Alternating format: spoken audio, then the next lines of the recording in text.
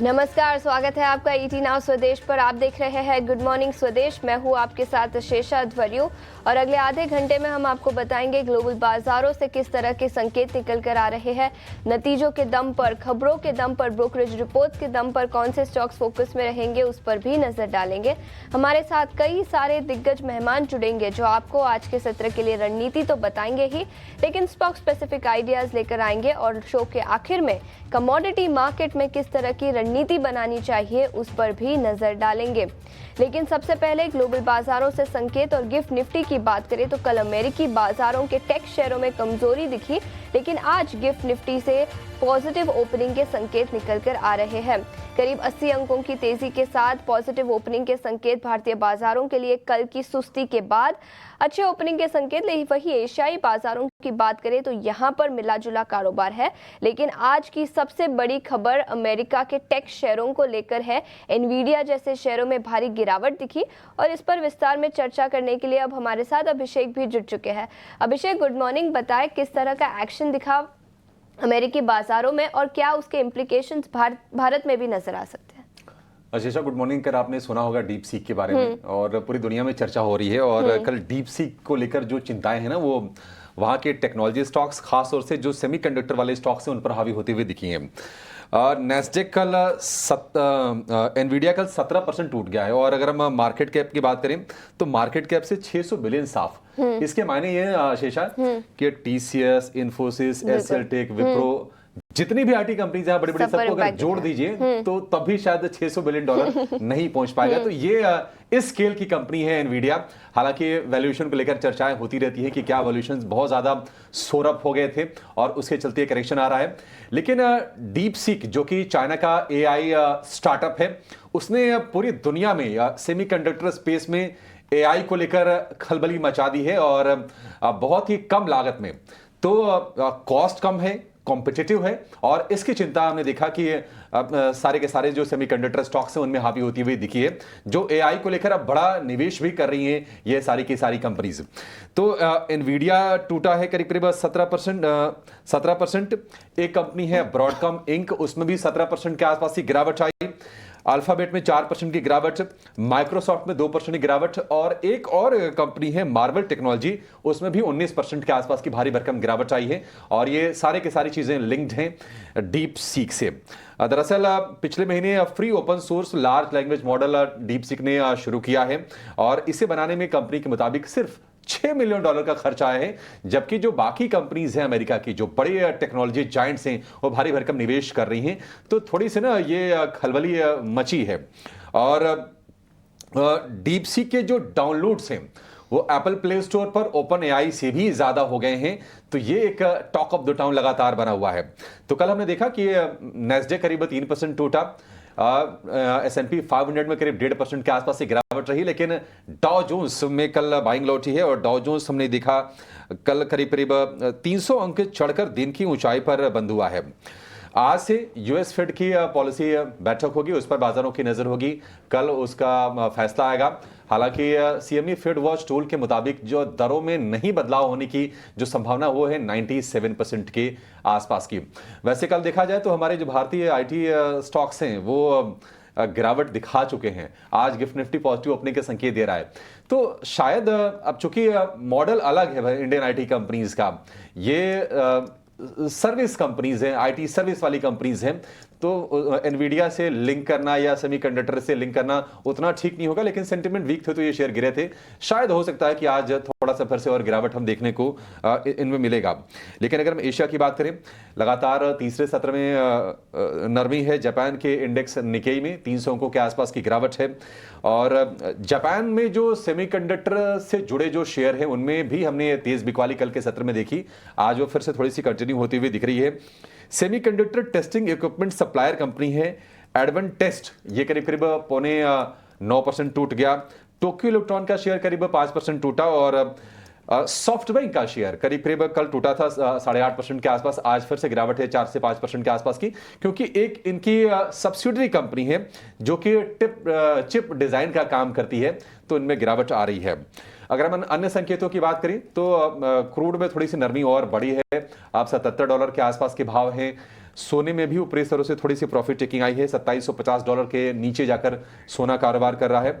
और अगर हम डॉलर इंडेक्स की बात करें, थोड़ी सी उछाल हमने डॉलर इंडेक्स में देखी है, डॉलर थोड़ा सा मजबूत हुआ है, तो 107.75 के भाव हैं। और अगर हम 10 साल के बॉन्ड यील्ड की बात करें, उनमें लगातार नरमी आ रही है, अब 4.5% के आसपास आ गई है 10 साल की बॉन्ड यील्ड।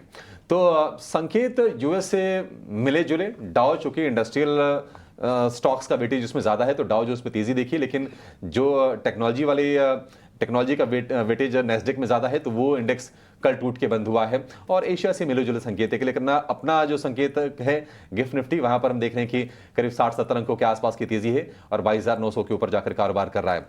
अगेन देखने वाली चीज होगी कि हमारे यहाँ नतीजे किस तरह के आते हैं, और इसके अलावा एक और बजट रिलेटेड जो भी स्टॉक्स होंगे उन पर फोकस बढ़ जाएगा। लेकिन एक जो चिंता है एफआईआईज की बिकवाली की, वो लगातार बाजारों को परेशान कर रही है। आशीषा, बिल्कुल, एफआईआईज की बिकवाली और उसका इम्पैक्ट भारतीय बाजारों पर। 17वें दिन लगातार भारतीय बाजारों में फॉरेन इंस्टीट्यूशनल इन्वेस्टर्स ने कल बिकवाली की। अभिषेक, शुक्रिया पूरी डिटेल्स लेकर हमारे साथ जुड़ने के लिए। लेकिन फिर एक बार एफआईआईज के आंकड़ों पर नजर डाल लेते हैं। फॉरेन इंस्टीट्यूशनल इन्वेस्टर्स ने 5,000 करोड़ की बिकवाली कल की, वहीं डोमेस्टिक इंस्टीट्यूशनल इन्वेस्टर्स ने करीब 6,650 करोड़ की खरीदारी की। इंडेक्स फ्यूचर्स में 30 करोड़ की बिकवाली, इंडेक्स ऑप्शंस में करीब 1,370 करोड़ की खरीदारी दिखी। स्टॉक फ्यूचर्स में 3,000 करोड़ की खरीदारी, वहीं स्टॉक ऑप्शंस में करीब 670 करोड़ की खरीदारी कल के सत्र में दिखी। लेकिन हाँ, 17वें दिन लगातार भारतीय बाजारों में बिकवाली फॉरेन इंस्टीट्यूशनल इन्वेस्टर्स ने की और जनवरी में अब तक करीब 75,000 करोड़ की बिकवाली दिखी है। तो इसका इम्पैक्ट भारतीय बाजारों पर जाहिर तौर से दिखा है। लेकिन कल भारी गिरावट दिखी, उसके बाद आज कौन से लेवल्स पर आपको नजर रखनी चाहिए, ये बताने के लिए अब हमारे साथ डिम्पी जुड़ चुके हैं। Dimpy, good morning. बताएं कौन से लेवल्स पर हमें नजर रखनी चाहिए। ग्लोबल बाजारों से संकेत ठीक ठाक है, गिफ्ट निफ्टी से पॉजिटिव ओपनिंग के संकेत निकल कर आ रहे हैं। Good morning Ashisha. देखिए, मार्केट्स के अंदर वैसे तो सारी स्थिति आपको पता ही है कि ऑलमोस्ट खराब ही है और कुछ भी अच्छा नहीं हो रहा है। ना ही ना ही ग्रोथ के मामले में हो रहा है, ना ही सपोर्ट के मामले में हो रहा है। कल फाइनली हमने दो इंपॉर्टेंट लेवल्स को भी ब्रेक कर दिया। 23,000 के लेवल को ब्रेक किया और डॉट ऑलमोस्ट बैंक निफ्टी पे हम करीब 48,000 के आसपास बंद हुए। तो there is no change in data as such. थोड़ी सी सिल्वर लाइनिंग जो मैं आपको बता सकता हूँ सिर्फ ये है कि इंस्टीट्यूशन, जिसको अभी आप एफआईआईज बोल रहे हैं, इसमें थोड़ी बहुत खरीदारी हुई है। थोड़ी बहुत खरीदारी मतलब 22% की लॉन्ग पोजीशन हो चुकी है और जो पहले लॉन्ग पोजीशन हुआ करती थी करीब 15% आज से 10-15 दिन पहले। तो थोड़ा सा इसमें चेंज आया, अदरवाइज कोई मेजर चेंजेस नहीं है, सपोर्ट हुए कोई चेंजेस नहीं है। आज के गैप अप को एंजॉय कीजिए। थोड़ा बैंगलोर एक्सपायरी का वीक भी है, तो आई होप सो कि थोड़ा बहुत आपको कमीशन मिल जाएगा, बट अदरवाइज तो ज्यादा बड़ा चेंजेस मेरे को लगता नहीं है कि बाजार के अंदर। फिलहाल अगर आप ऑप्शन ट्रेडिंग कर रहे हैं तो थोड़ा सोच समझ के ट्रेड कीजिएगा। ऑप्शन के प्रीमियम जल्दी डिके हो रहे हैं और 3-4 शेयर रखेंगे टाइम में। तो ये कुछ लेवल्स जहां पर आपको नजर रखनी चाहिए। लेकिन इसके अलावा कुछ और स्टॉक्स एफएनओ बैन में रहेंगे, उस पर भी नजर डाल लेते हैं। इंडिया मार्ट, मनप्पुरम फाइनेंस, महानगर गैस और पीएनबी, ये 4 स्टॉक्स रहेंगे जो वायदा बाजार में एफएनओ बैन में रहेंगे। इन पर भी अपनी नजर रखें। लेकिन बाजार में विस्तार में चर्चा करने के लिए अब हमारे साथ स्वस्तिका इन्वेस्ट मार्ट के संतोष मीना जी भी जुड़ चुके हैं। संतोष जी, बहुत बहुत शुक्रिया समय निकालकर आज सुबह ईटी नाउ स्वदेश पर जुड़ने के लिए। आप बताएं आज की रणनीति आज क्या होगी? गुड मॉर्निंग पूजा। सो मार्केट की बात करें तो मार्केट में हमने एक हेवी सेल ऑफ देखने को मिल रहा है, लेकिन निफ्टी एक इम्पॉर्टेंट जंक्शन 22,800 के आसपास बैठा हुआ। हम जानते हैं कई सारे टेक्निकल एनालिस्ट का टारगेट था। एक्चुअली ये वो लेवल था जो इलेक्शन के रिजल्ट्स के पहले का हाई था। इसको क्रॉस करके मार्केट ने एक बड़ी तेजी दी थी। तो ये 22,800 एक इम्पॉर्टेंट सपोर्ट लेवल है और 22,500 भी एक लेवल है जो पूरी जो पिछली बार की तेजी थी उसका 50% रिट्रेसमेंट भी है। तो हम सपोर्ट जोन के आसपास भी है और आज तो ट्रिगर है, एक डोमेस्टिक ट्रिगर है आरबीआई की तरफ से जो लिक्विडिटी मेजर्स अनाउंस किए। सो अगर इस ट्रिगर को कैपिटलाइज कर पाते बुल और कोई शॉर्ट कवरिंग रैली दिखा पाते तो बहुत अच्छी बात होगी। एफआईआईज ने हालांकि पिछले 2-3 दिन से अपने शॉर्ट कवर किए हैं, लेकिन उसका इम्पैक्ट इंडेक्स पे देखने को नहीं मिला है क्योंकि उनकी तरफ से कैश मार्केट में बिकवाली हो रही है। तो आज चांसेस है कि निफ्टी शॉर्ट कवरिंग दिखा पाए, बट निफ्टी को 23,000 के ऊपर टिकना पड़ेगा, तब थोड़ी सी हमको कॉन्फिडेंस लौटेगा। तो मेरे हिसाब से अभी कहना जल्दबाजी होगी कि मार्केट रिवर्सल दिखाएगा नहीं, बट स्क्रीन अगर आपको रिवर्सल के साइन दिखाए तभी कोई ट्रेड लेना चाहिए, थोड़ा सा वेट करना चाहिए। संभावना है कि मार्केट यहाँ से बाउंस बैक कर सकता है और मुझे लगता है बैंक निफ्टी लीड कर सकता है। बैंक निफ्टी में तो कल साइन भी दिखे थे, क्योंकि 47,800 के आसपास कहीं ना कहीं एक डबल बॉटम बनाने की कोशिश कर रहा है। तो अगर यहाँ 48,000 47,800 के आसपास डबल बॉटम बनता है तो बैंक निफ्टी जो काफी समय से डिस्कस भी किया जा रहा है कि अगर रैली आएगी कभी भी तो बैंक निफ्टी ही लीड करेगा। तो मुझे लगता है अगर रैली आती तो बैंक निफ्टी लीड कर सकता है और यहाँ पे 49,000 49,500 के लेवल देखने को मिल सकते हैं। बिल्कुल, तो ये कुछ लेवल्स जहां पर आपको नजर रखनी चाहिए, लेकिन इसके अलावा संतोष जी, आपके स्टॉक स्पेसिफिक आइडियाज आज सुबह कौन से होंगे? वैसे तो मैं बहुत एक ही स्टॉक दूंगा और वो भी बैंकिंग एंड फाइनेंशियल स्पेस पे ही होगा। आज अनाउंसमेंट भी, और कुछ स्टॉक्स जो अभी कमजोर बाजार में रिलेटिवली स्ट्रेंथ दिखा रहे थे उसमें से एक बजाज फाइनेंस है। आप देखो तो ये स्टॉक लगातार अच्छी स्ट्रेंथ दिखा रहा था। कल के बाजार में थोड़ी कमजोरी जरूर थी, बट मैं उसको एक बाइंग अपॉर्चुनिटी के रूप में देखना चाहूंगा। आज जो अनाउंसमेंट हुआ है उसका फायदा कहने के एनबीएफसी स्टॉक्स को भी मिलेगा, तो यहाँ पर खरीदारी करना चाहिए। यहाँ पर आपका स्टॉप लॉस 7200 का होना चाहिए, ऊपर में इमीडिएट टारगेट 7500 का रहेगा। बजाज फाइनेंस पर खरीदारी की राय 7,500 तक के लेवल्स नजर आ सकते हैं और 7,200 का स्टॉप लॉस। संतोष जी, बहुत बहुत शुक्रिया समय निकालकर हमारे साथ जुड़ने के लिए। बढ़ते हैं कई सारे नतीजे कल मार्केट आवर्स के बाद आए। निफ्टी कंपनियों में ही टाटा स्टील और कोल इंडिया के नतीजे थे। किस तरह के नतीजे रहे और स्टॉक्स किस तरह से रिएक्ट कर सकते हैं, ये बताने के लिए अब हमारे साथ शरद स्टूडियो में जुड़ चुके हैं। शरद, गुड मॉर्निंग, बताएं कैसे रहे नतीजे?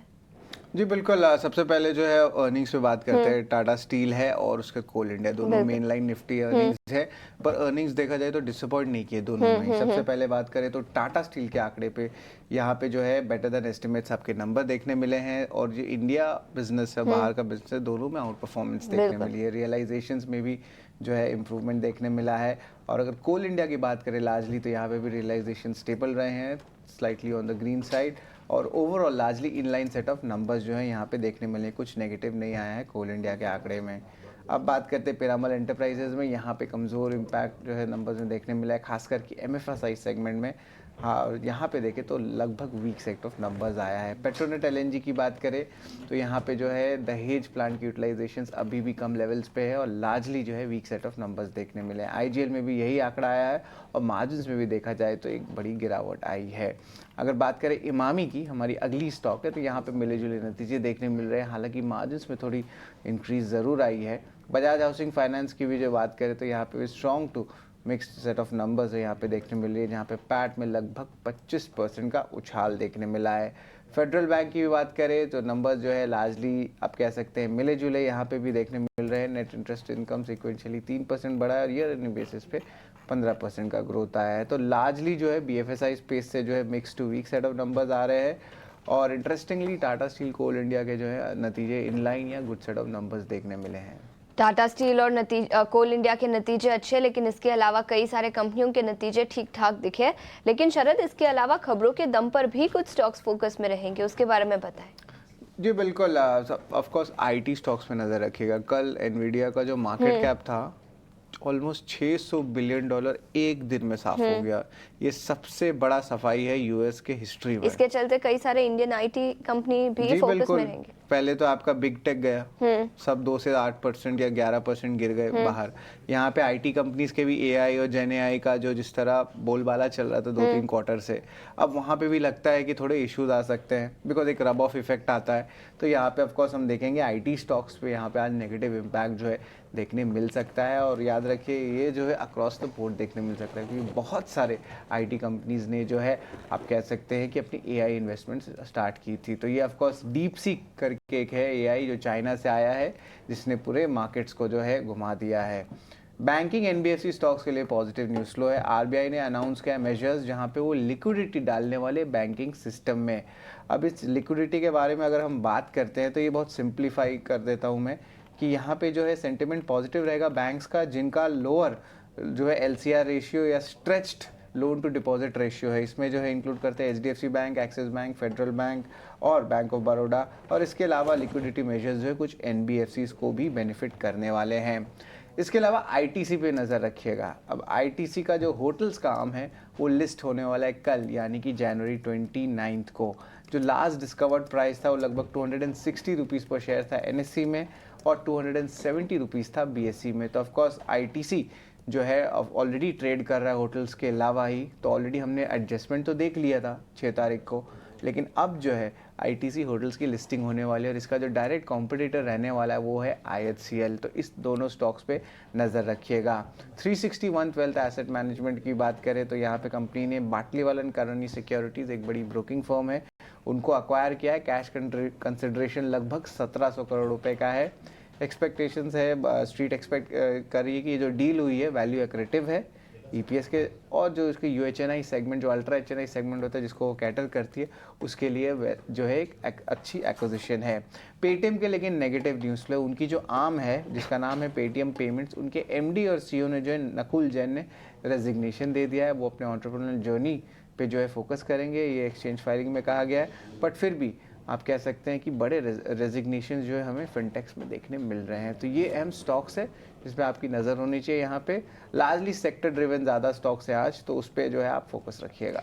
बड़े फिनटेक्स जहां पर रेजिग्नेशंस दिखे हैं और IT सेक्टर पर तो सबकी नज़र रहेगी ही। एनवीडिया में जो गिरावट दिखी और कंपटीशन बढ़ती हुई नजर आई उस इंडस्ट्री में, उसके चलते। शरद, शुक्रिया पूरी डिटेल्स के साथ हमारे साथ जुड़ने के लिए। लेकिन आगे बढ़ते हैं, नतीजों के दम पर ब्रोकरेज रिपोर्ट्स कहां पर निकल कर आई है और कौन से बड़े डाउनग्रेड्स और अपग्रेड्स दिखे हैं, ये बताने के लिए अब हमारे साथ रविंदर जुड़ चुके हैं। रविंदर, गुड मॉर्निंग, बताएं।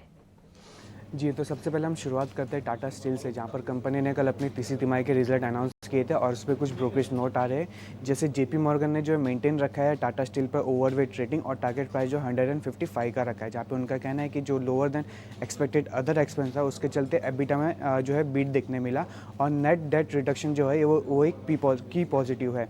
और जो मैनेजमेंट की क्लैरिटी होगी trajectory of raw material cost और यूरोपियन बिजनेस के प्रॉफिटेबल में, वो एक की मॉनिटरेबल होगा। इसी के साथ साथ मॉर्गन स्टैनली ने भी नोट निकाली टाटा स्टील पर, जहां पर उन्होंने जो है इक्वल वेट रेटिंग को मेंटेन रखा है और टारगेट प्राइस जो 160 का रखा है, जहां पे उनका कहना है कि जो डोमेस्टिक बिजनेस का जो परफॉर्मेंस था वो अच्छी रही है और जो UK बिजनेस है उसका भी परफॉर्मेंस इनलाइन रहा है, लेकिन जो अदर जोग्राफीज है उनके परफॉर्मेंस अच्छे रहे हैं। और जो लोअर फ्रेट हैंडलिंग और रिपेयर कॉस्ट जो है इसके वजह से कंपनी के जो नंबर है उसमें सपोर्ट मिला है।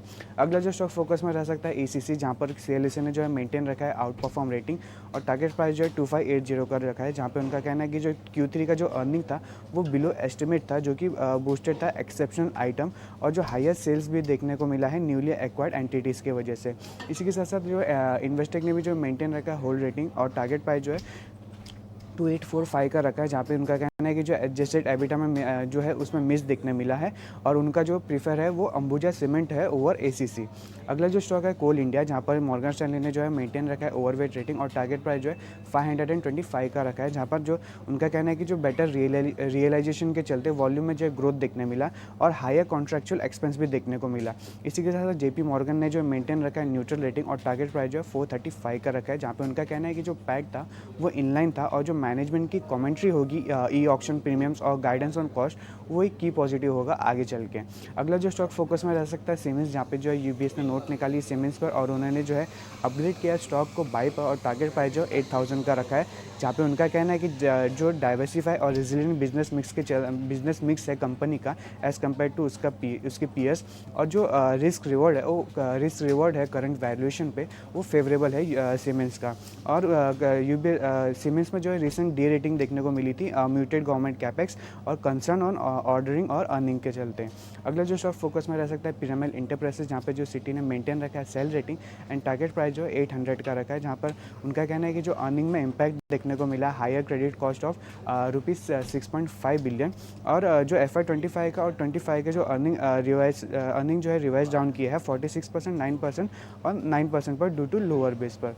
अगला जो स्टॉक फोकस में रह सकता है पेट्रोनेट LNG, जहाँ पर सिटी ने जो है 90 डेज नेगेटिव कैटलिस्ट वॉच के साथ जो है मेंटेन रखा है sell rating and target price जो है 310 का रखा है, जहाँ पे उनका कहना है कि जो हायर रिवर्सल और प्रोविजन है उसके वजह से जो है इम्पैक्ट देखने को मिला रिजल्ट पर और जो दहेज प्लांट का जो यूटिलाइजेशन था वो बिलो एस्टिमेट था और सिटी का कहना है कि जो क्लैरिटी रहेगी टैरिफ फॉर रिनाउंड कतर जो LNG कॉन्ट्रैक्ट है वो उस पर वेट देखना रहेगा।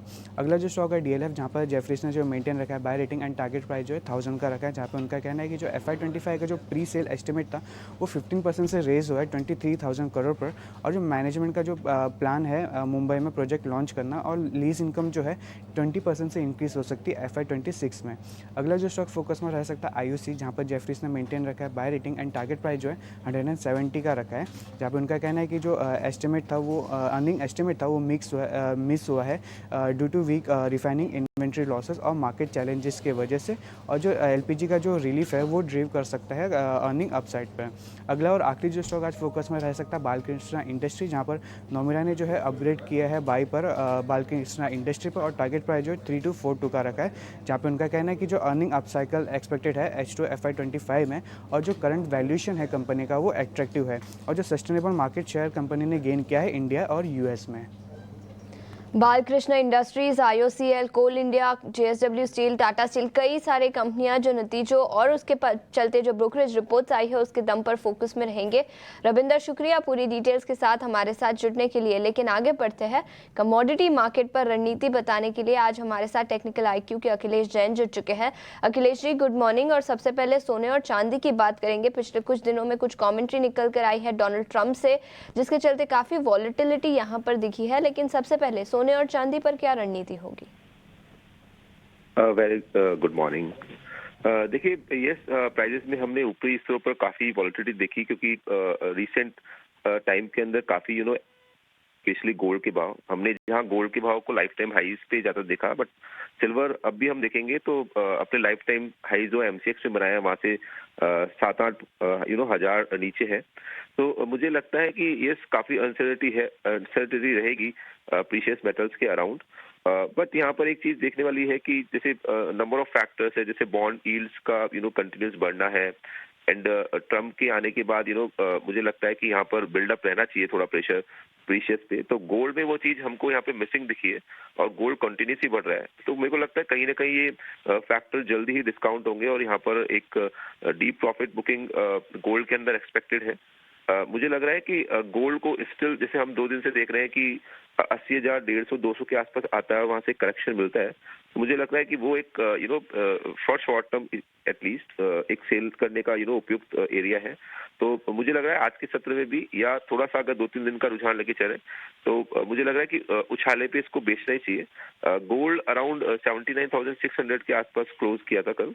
मुझे लगता है 300-350 पॉइंट्स अगर इंटरडे यहाँ पर ऊपर आता है, उछाला आता है, तो वहां पर गोल्ड को बेच के काम करें। 80,250 का इसमें स्टॉप लॉस रखे। जब तक ये प्राइजेस MCX में क्लोज नहीं होते, तो मुझे लगता है कि एक डीप करेक्शन यहाँ पर देखने को मिल सकता है, जो एक्सटेंड होकर 78,800 से लेकर 77,425 तक यहाँ पे रह सकता है। वहीं सिल्वर में भी हमने due to Chinese factory activity यहाँ पे और टैरिफ की जो अनसर्टेनिटीज है उसके कारण बिल्डअप होते देखा। हर ऊपरी भाव पे सिल्वर अपना मोमेंटम लूज कर रही है। तो इमीडिएटली शॉर्ट टर्म मुझे भी लगता है कि यहाँ पर सिल्वर को भी उछाले में बेच के काम किया जा सकता है। 90,800 के आसपास तक मिलता है सिल्वर, तो वहाँ शॉर्ट करें। 91,300 का स्टॉप लॉस पेश करें। मुझे लगता है फर्दर यहाँ पर फॉल सेलिंग एक्सटेंड हो सकती है, और 88,900, 88,400 तक भाव देखने को मिल सकते हैं। जी अखिलेश जी, बहुत बहुत शुक्रिया समय निकालकर हमारे साथ जुड़ने के लिए और कमोडिटी मार्केट पर अपनी रणनीति बताने के लिए। इतना ही समय था इस शो पर। गिफ्ट निफ्टी पर जाते जाते एक बार नजर डाल लेते हैं। 80 अंकों की तेजी के साथ 22,930 के आसपास हल्की सी पॉजिटिव ओपनिंग के संकेत भारतीय बाजारों के लिए निकल कर आ रहे हैं।